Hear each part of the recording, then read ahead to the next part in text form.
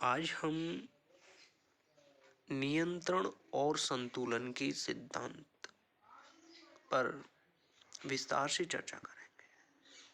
America के संविधान में शक्ति पृथक्करण के सिद्धांत के साथ साथ नियंत्रण और संतुलन के सिद्धांत को भी अपनाया गया है। गत वीडियो क्लास में हमने शक्ति पृथक्करण के सिद्धांत पर विस्तार से चर्चा किया। अब हम आज नियंत्रण और संतुलन के सिद्धांत पर विस्तार से चर्चा करें। सबसे पहले ये जानेंगे कि नियंत्रण और संतुलन का अर्थ क्या है। शासन के विविध अंग एक दूसरे की शक्तियों को इस प्रकार नियंत्रित करें कि शक्तियों का संतुलन स्थापित हो। सरकार का कोई अंग अपनी शक्तियों का दुरुपयोग न कर सके।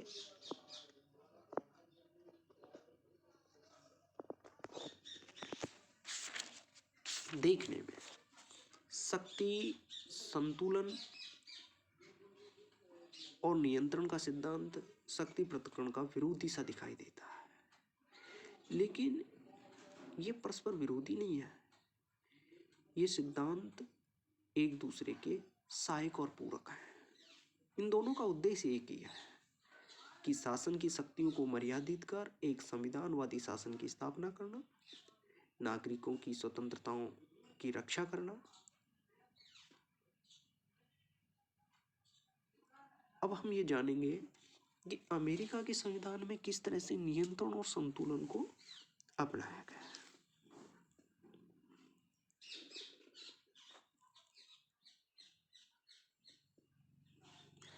संविधान निर्माताओं ने शासन को मर्यादित रखने और नागरिकों की स्वतंत्रता की रक्षा हेतु शक्ति विभाजन के सिद्धांत को अपनाया। साथ ही संविधान निर्माता शक्ति विभाजन के सिद्धांत की सीमाओं से परिचित थे।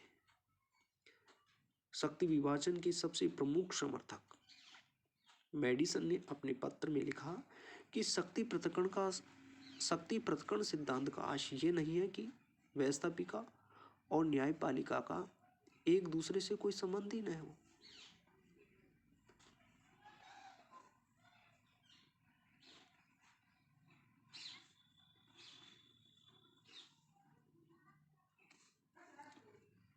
नियंत्रण और संतुलन के सिद्धांत को अपनाने का रूप यह है कि शासन के तीनों अंग व्यवस्थापिका, कार्यपालिका, न्यायपालिका में से प्रत्येक अंग पर अन्य दो अंगों के द्वारा नियंत्रण रखते हुए ऐसा शक्ति संतुलन स्थापित किया जाए कि कोई भी अंग बहुत अधिक शक्तिशाली न हो जाए। सरकार के तीनों अंगों के संबंध में नियंत्रण और संतुलन की व्यवस्था इस प्रकार है। कांग्रेस की शक्ति पर नियंत्रण।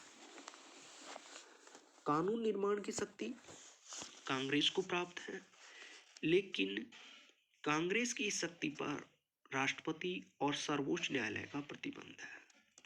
कांग्रेस द्वारा पारित विधेयकों पर राष्ट्रपति को विलंबकारी निषेधाधिकार, वीटो और जेबी निषेधाधिकार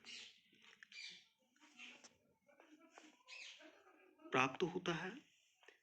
राष्ट्रपति को प्राप्त निषेधाधिकार की यह शक्ति कांग्रेस की कानून निर्माण की शक्ति पर एक प्रभावी नियंत्रण है, जिसके प्रयोग में समय के साथ वृद्धि हुई है।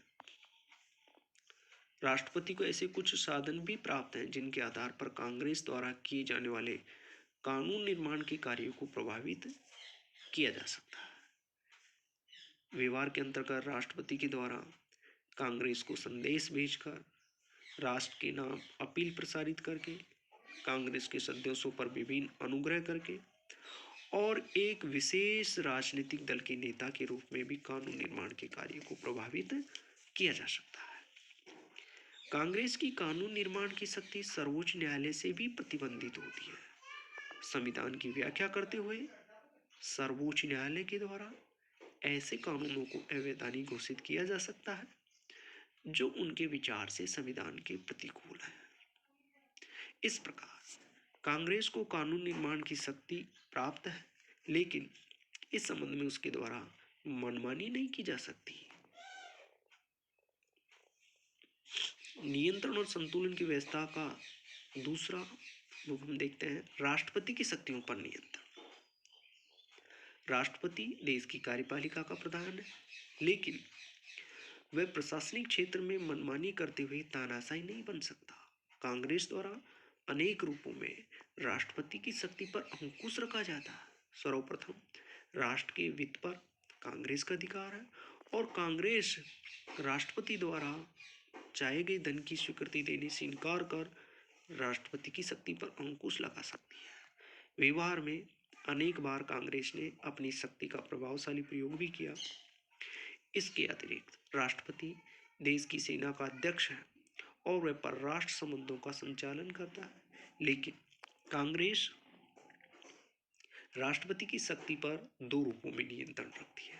प्रथम, संविधान के अनुसार यह आवश्यक है कि राष्ट्रपति द्वारा की गई युद्ध की घोषणा की पुष्टि कांग्रेस करे। इस प्रकार राष्ट्रपति द्वारा किए गए समझौते और संधियों की पुष्टि सीनेट के द्वारा अपनी 2/3 बहुमत से की जानी आवश्यक है। इस पुष्टि के अभाव में संधि और समझौते व्यर्थ हो जाते हैं। यह सर्वविदित कांग्रेस द्वारा पुष्टि प्रदान न किए जाने के कारण राष्ट्रपति विल्सन अमेरिका को राष्ट्रसंघ का सदस्य नहीं बना सका। इस प्रकार राष्ट्रपति को बड़े बड़े पदों पर नियुक्ति करने का अधिकार प्राप्त है, लेकिन राष्ट्रपति अपनी शक्ति का दुरुपयोग नहीं कर सकता। इसके लिए व्यवस्था की गई कि नियुक्तियों पर सीनेट की स्वीकृति आवश्यक है। कांग्रेस के द्वारा राष्ट्रपति पर महाभियोग भी लगाया जा सकता है और राष्ट्रपति की शक्ति को न्यायपालिका द्वारा भी नियंत्रित किया जाता है। सर्वोच्च न्यायालय राष्ट्रपति के कार्यों का सर्वेक्षण कर सकता है। यदि वे कार्य संविधान व्यवस्था के प्रतिकूल हो तो उन्हें अवैध घोषित कर सकता है। तो इस तरह से अमेरिका के संविधान के में सरकार के दो अंगों पर नियंत्रण और संतुलन है। तो तीसरे अंग के बारे में भी देखते हैं, नियंत्रण और संतुलन को। न्यायपालिका की शक्ति पर आंशिक नियंत्रण। न्यायपालिका पर भी व्यवस्थापिका और कार्यपालिका के द्वारा सीमित नियंत्रण रखा जाता है। कांग्रेस के द्वारा न्यायाधीशों की संख्या, उनका वेतन निश्चित किया जाता है। राष्ट्रपति सीनेट की सहमति से न्यायाधीशों की नियुक्ति करता है। कांग्रेस के द्वारा संघीय न्यायालय का अपीलीय क्षेत्र अधिकार सीमित किया जा सकता है। कांग्रेस महाभियोग के आधार पर न्यायाधीशों को पदच्युत भी कर सकती है। कांग्रेस के दोनों सदनों का एक दूसरे पर नियंत्रण। कानून निर्माण के क्षेत्र में कांग्रेस की दोनों सदनों को लगभग समान शक्ति प्राप्त है, अतः प्रतिनिधि सभा और सीनेट एक दूसरे को नियंत्रित करते हैं। संघीय सरकार और राज्य सरकार का एक दूसरे पर नियंत्रण। संविधान द्वारा स्थापित संघात्मक व्यवस्था में राज्य सरकारों को भी पर्याप्त शक्तियां प्राप्त है। उदाहरण के लिए संविधान संशोधन के प्रस्ताव पर 3/4 राज्यों के अनुसमर्थन की आवश्यकता होती है। इस प्रकार संघीय सरकार और राज्य सरकार एक दूसरे को नियंत्रित करते हुए शक्ति संतुलन स्थापित करती है। इस प्रकार शासन के तीनों अंग एक दूसरे को नियंत्रित करते हुए शक्ति संतुलन स्थापित करते हैं।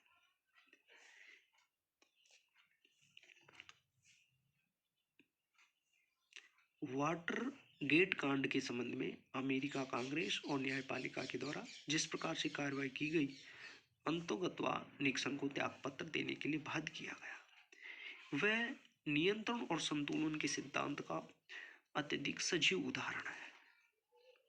इस तरह से अमेरिका के संविधान में शक्ति पृथक्करण को अपनाया गया है, साथ ही में शक्ति पृथक्करण के शक्ति संतुलन और नियंत्रण को भी अपनाया